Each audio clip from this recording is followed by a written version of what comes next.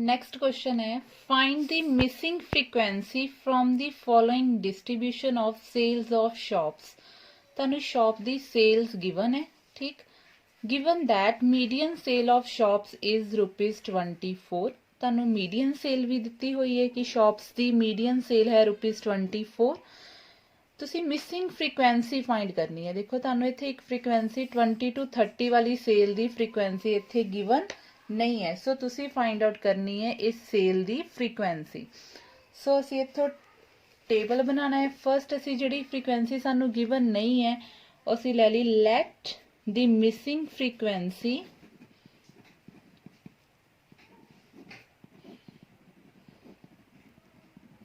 B X. असी missing frequency नू की लैके चल पे एक्स ले लो, चाहे तुसी एफ ले लो, जो मर्जी तुसी मार्क कर सकते हैं, ठीक। सो असी प्रिपेयर टेबल किया,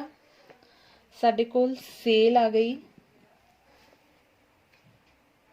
इत्थे सेल तुहानू इन ₹100 दिती हुई है, इन ₹100, ठीक है। Sale number of shops 0 to 10, 10 to 20, 20 to 30, 30 to 40 and 40 to 50। 0 to 10 ਲਈ ਸਾਡੇ ਕੋਲ number of shops 5, 25, x, 18, 7। Because असी इनू x ले लिया हुआ तो असी इत्थे x फिल कर दिता। नैक्सट असी मीडियन निकालन दे लई क्या करते हुन्ने, फर्स्ट प्रिपेयर करते हैं कॉम्यूलेटिव फ्रीक्वेंसी टेबल। सो असी प्रिपेयर किया 5 एज इट इज, प्रीवियस सारियां टर्म्स ऐड हो जानियां। 25 + 5 30, 30 + x, क्योंकि 30 च x का प्लस होएगा नहीं बिकॉज वो न्यूमैरिक है, x सानू पता ही नहीं है क्या है। सो इत्थे असी लिखांगे 30 + x। नैक्सट 30 + x ਦੇ ਵਿੱਚ ਆਪਾਂ ਨੇ क्या ऐड करना है, 18। 18 न्यूमैरिक च ही ऐड होएगा, कितना आ जाएगा साडे कोले 48 + x as it is. Similarly असी 48 ਵਿੱਚ 7 ऐड किते, साडे कोल आ जाएगा 55 + x। सो साडे कोल इत्थों कॉम्यूलेटिव फ्रीक्वेंसी आ गई। हुण इन्हां नूं तुसीं ऐड कर लो, x वाला छड्ड के x एज इट इज आ जाएगा, बाकी सारियां टर्म्स ऐड होके साडे कोल आ जाणगियां 55 + x। ये आ जाएगा साडे को कैपिटल N। मैं वैसे भी तुहानूं दस्सिया है कि कॉम्यूलेटिव फ्रीक्वेंसी दी लास्ट टर्म और N सेम ही आणगियां, 55 + x। x वाली एंट्री एज इट इज लिख ली। हुण असीं मीडियन निकालना है। एक मीडियन सानूं गिवन है, मीडियन सानूं दिता होया मीडियन 24। तो सानू सम अगर इदा गिवन आया होया अगर इत्थे मीन गिवन है दैन असी मीन निकाल लेना है। अगर सानू इत्थे मीडियन गिवन है दैन असी इहदा की निकालांगे, मीडियन। एक मीडियन उन्होंने गिवन दिता होया, एक मीडियन तुसी अपने डाटा तो निकाल लेना। हाँ जी, मीडियन निकालो। मीडियन निकालन दे लई असी क्या करदे सी, n/2 टर्म निकालदे सी। n/2 निकालो, 55 + x/2 साडे कोल आ जाएगा 55 + x/2। हुण देखो सानू मीडियन गिवन भी है, मीडियन सानू गिवन है 24। हुण जे मीडियन साडा 24 है, असी देखना है कि मीडियन 24 किस मीडियन असी ये मीडियन क्लास लेंदे हुंदे ना, असी अपना 24 लाई करा के देखना किहड़ी क्लास इंटरवल च 24 लाई करदा है, क्योंकि इत्थों सानू पता नहीं चलेगा कि असी क्या करना है 55 + x/2 कि ये कित्थे लाई करिए, बिकॉज सानू x की वैल्यू नहीं पता है, ठीक। सो असी अपना जिहड़ा मीडियन सानू गिवन है, मीडियन देखांगे इस हुण इहनूं कॉम्यूलेटिव फ्रीक्वेंसी च नहीं देखना, असी जिहड़ा मीडियन सानू गिवन दिता उहनूं एक्स इंटरवल्स च देखना कि 24 किहड़े इंटरवल च लाई करदा। देखो साडे कोल 24 लाई कर रहा 20 to 30। तुसीं इत्थे लिखना मीडियन सानू कितना गिवन है, median is given to be 24 और मैं तुहानूं दस्सिया सेल का दे विच 100। सो सानू दिता होया 2400 विच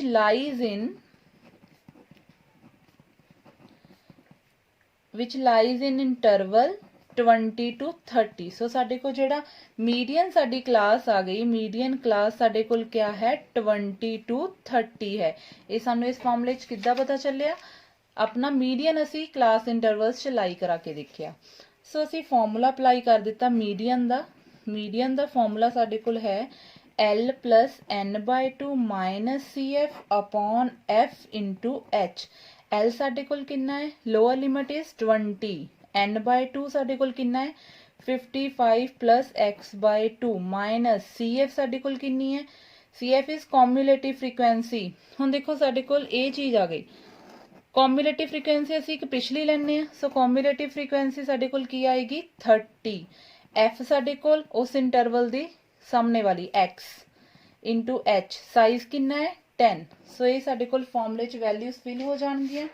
ਤੁਸੀਂ ਇਹਨੂੰ ਸੋਲਵ ਕਰਨਾ ਹੈ ਸਾਡੇ ਕੋਲ ਆ ਜਾਏਗਾ ਮੀਡੀਅਨ ਸਾਨੂੰ ਗਿਵਨ ਵੀ ਹੈ ਮੀਡੀਅਨ ਸਾਨੂੰ ਗਿਵਨ ਕਿੰਨਾ ਦਿੱਤਾ ਹੋਇਆ 24 ਅਸੀਂ ਮੀਡੀਅਨ ਦੀ ਵੈਲਿਊ ਵੀ ਫਿਲ ਕਰ ਲਈ 24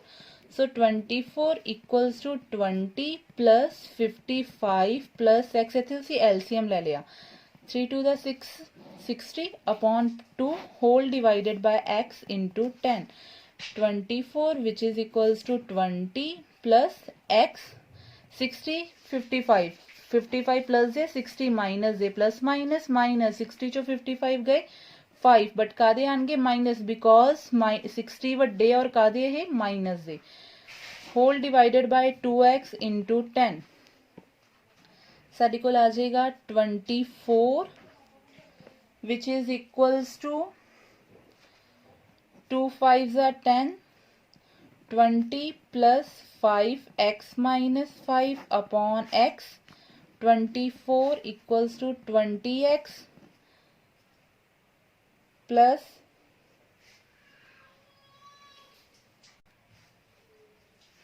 देखो ये x ਨੂੰ ਅਸੀਂ ਇੱਥੋਂ ਹਟਾਣਾ ਹੈ ਅਸੀਂ ਇੱਧਰ ਵੀ ਮਲਟੀਪਲਾਈ ਕਰਤਾ ਇੱਧਰ ਵੀ ਇੱਥੇ ਆ ਜਾਏਗਾ 24x equals to 20x plus 5x minus 25 ਅਸੀਂ x ਵਾਲੀਆਂ ਟਰਮਸ ਇੱਕ ਸਾਈਡ ਲੈ ਗਏ minus 20x minus 5x equals to minus 25 so ਸਾਡੇ ਪਾਸ ਕੀ ਆ ਜਾਏਗਾ 24x minus 25x which is equals to minus 25 minus 1x equals to minus 25 so ਸਾਡੇ ਕੋਲ x ਦੀ ਵੈਲਿਊ ਕੀ ਆ ਜਾਏਗੀ 25 ਇੱਥੋਂ ਅਸੀਂ ਆਪਣੀ ਮਿਸਿੰਗ ਫ੍ਰੀਕੁਐਂਸੀ ਨਿਕਾਲ ਸਕਦੇ ਹਾਂ ਠੀਕ ਸੋ ਅਸੀਂ ਕੀ ਕਰਨਾ ਹੈ ਅਸੀਂ ਸਿੰਪਲ ਇਹਨੂੰ x ਲੈ ਲਿਆ ਕਮਿਊਲੇਟਿਵ ਫ੍ਰੀਕੁਐਂਸੀ ਪ੍ਰਪੇਅਰ ਕੀਤੀ n/2 ਦੀ ਵੈਲਿਊ ਚਾਹੀਦੀ ਉਹ ਨਿਕਾਲ ਲਈ ਬਟ ਇਹਦੇ ਵਿੱਚ n/2 ਅਸੀਂ ਕਮਿਊਲੇਟਿਵ ਫ੍ਰੀਕੁਐਂਸੀ ਸਾਨੂੰ ਪਤਾ ਨਹੀਂ ਕਿੱਥੇ ਲਾਈ ਕਰੇਗੀ ਸੋ ਸਾਨੂੰ ਮੀਡੀਅਨ ਗਿਵਨ ਅਸੀਂ ਮੀਡੀਅਨ ਦੇਖ ਲਿਆ ਕਿਸ ਇੰਟਰਵਲ 'ਚ ਆ ਰਿਹਾ ਸੋ ਉੱਥੋਂ ਸਾਡੇ ਕੋਲ ਮੀਡੀਅਨ ਕਲਾਸ ਆ ਜਾਏਗੀ ਦੈਨ ਫਾਰਮੂਲਾ ਅਪਲਾਈ ਕਰਨਾ ਹੈ ਸਾਡੇ ਕੋਲ ਆਨਸਰ ਆ ਜਾਏਗਾ ਮਿਸਿੰਗ ਫ੍ਰੀਕੁਐਂਸੀ ਫਾਈਂਡ ਆਊਟ ਹੋ ਜਾਏਗੀ ਨੈਕਸਟ ਹੈ ਹੁਣ ਦੇਖੋ ਪਹਿਲੇ ਵਾਲੀ ਸਾਡੇ ਕੋਲ ਇੱਕ ਫ੍ਰੀਕੁਐਂਸੀ ਮਿਸਿੰਗ ਸੀ ਹੁਣ ਦੋ ਫ੍ਰੀਕੁਐਂਸੀ ਮਿਸਿੰਗ ਹੈ ਸੋ ਅਸੀਂ ਇੱਥੋਂ ਮਿਸਿੰਗ ਫ੍ਰੀਕੁਐਂਸੀ ਦੀ ਵੈਲਿਊ ਫਾਈਂਡ ਆਊਟ ਕਰਨੀ ਫਿਰ ਅਸੀਂ ਸਿਮਿਲਰਲੀ ਪ੍ਰਪੇਅਰ ਕਰਾਂਗੇ ਆਪਣਾ ਟੇਬਲ ਇਹਦੇ ਵਿੱਚ ਡਾਟਾ ਸਾਨੂੰ ਗਿਵਨ ਹੈ ਕੈਪੀਟਲ N ਗਿਵਨ ਹੈ ਸਾਨੂੰ 229 ਐਂਡ ਮੀਡੀਅਨ ਵੈਲਿਊ is 46 ਇਹ ਡਾਟਾ ਗਿਵਨ ਹੈ ਸਾਨੂੰ ਇਹ ਕਲਾਸ ਇੰਟਰਵਲ ਦਿੱਤੇ ਫ੍ਰੀਕੁਐਂਸੀ ਗਿਵਨ ਹੈ ਕੈਪੀਟਲ N ਗਿਵਨ ਹੈ ਐਂਡ ਮੀਡੀਅਨ ਵੈਲਿਊ ਗਿਵਨ ਹੈ ਅਸੀਂ ਸੋਲਵ ਕਰਕੇ ਮਿਸਿੰਗ ਫ੍ਰੀਕੁਐਂਸੀ ਨਿਕਾਲਣੀ ਹੈ ਸੋ ਅਸੀਂ ਟੇਬਲ ਬਣਾ ਲਿਆ class interval frequency cumulative frequency 10 to 20 20 to 30 30 to 40 50 60